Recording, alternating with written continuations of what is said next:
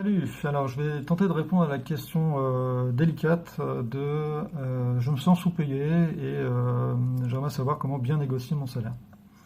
Alors c'est délicat parce que bon, c'est toujours un sujet qui génère un peu d'émotion et puis en plus on a le sentiment que ça devrait être complètement évident. Nous on travaille, nous on devrait être payé et donc ça devrait être assez mécanique. Mais mis à part si vous travaillez dans le service public où il y a des grilles de salaire parfaitement déterminées, ce que entre guillemets je ne recommande pas, parce que du coup pour le coup vous pouvez être un peu étouffé par cette matrice-là. Euh, enfin ça laisse peu de place aux cas exceptionnels je trouve.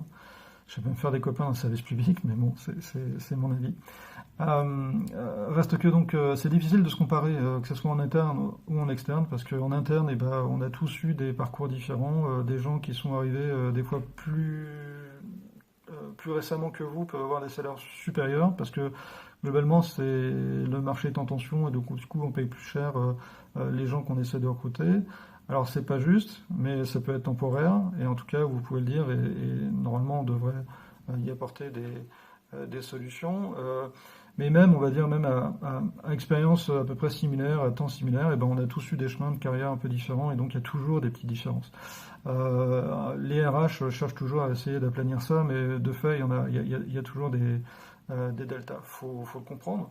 L'essentiel, c'est de l'exprimer de façon positive. Moi, j'avoue que les premières fois où j'ai voulu négocier mon salaire, j'étais un peu genre, ouais, euh, euh, limite, bon, en fait, regardez, le marché, ça donne ça, moi je suis 10% en dessous, donc en fait, et comme je suis meilleur que le marché parce que je suis vachement fort, je veux 20%, et bon, c'était complètement délirant, et puis au final, en fait, la bataille de faits, de chiffres n'a pas beaucoup de sens, parce que déjà en interne, donc c'est pas facile de comparer, mais en externe, c'est pareil, suivant votre entreprise, vous êtes une start-up, un grand groupe, vous allez peut-être avoir des tickets resto, des mutuelles, des intéressements, plein de choses qui a peut-être pas pris en compte dans le salaire du marché. Donc bon, c'est toujours ça amène des discussions sans fin avec le management.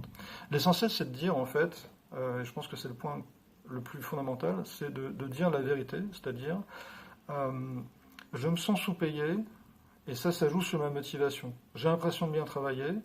Est-ce que vous êtes d'accord avec moi? Déjà, c'est hyper important de se mettre d'accord sur est-ce qu'on est enfin, en phase sur la valeur que individuellement j'apporte à la société. Si c'est pas le cas, effectivement, là, il y a un vrai problème. C'est que je peux pas demander plus de salaire si en fait on n'est pas content de mon travail. Mais j'ai besoin d'investiguer ça. Donc c'est la première chose à faire d'ailleurs, c'est vraiment mettre à plat sur est-ce qu'on est bien d'accord, vous êtes content sur ce que je fais, est-ce que je suis bon dans ce que je fais, voilà.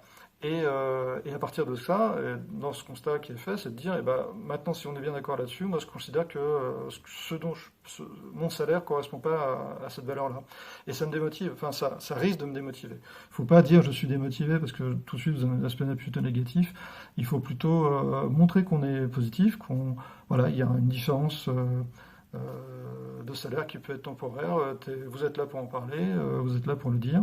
Euh, voilà, je trouve que c'est pas correct. J'aimerais que ça soit corrigé. Et donc, et c'est là que la discussion se fait. Mais il faut être sincère là-dessus, pas être sur une bataille de chiffres, mais sur une vérité qui est je ressens ça. Comment vous le ressentez-vous? Est-ce qu'on peut se mettre d'accord et qu'est-ce que vous me proposez? Et après, bah, il y a accord ou il n'y a pas accord. C'est-à-dire que peut y avoir après une négociation, c'est-à-dire qu'une fois qu'on a compris que la personne en face est prête à faire un effort, là, il va falloir entrer dans le détail. C'est plus une question de négociation, enfin, c'est-à-dire, c'est le principe de négociation, c'est pas lié au salaire particulièrement, c'est qu'il faut préparer ses arguments, savoir ce qu'on est prêt à abandonner, savoir le minimum qu'on veut atteindre, etc. Donc ça c'est une autre question, c'est comment on négocie de façon assez générale. Mais sur le salaire, je trouve que l'approche, il faut être positif, il faut dire ce qu'on ressent, avoir quelques éléments factuels, mais pas se focaliser dessus parce que ce ne sera pas le cœur du sujet. La personne, le manager ou la boîte aura envie de vous donner un- une augmentation de salaire uniquement si elle considère que elle a envie de vous rétribuer pour ce que vous faites et qu'elle croit en vous pour le futur. Donc s'il n'y a pas ça, de toute façon ça ne marchera pas. Voilà.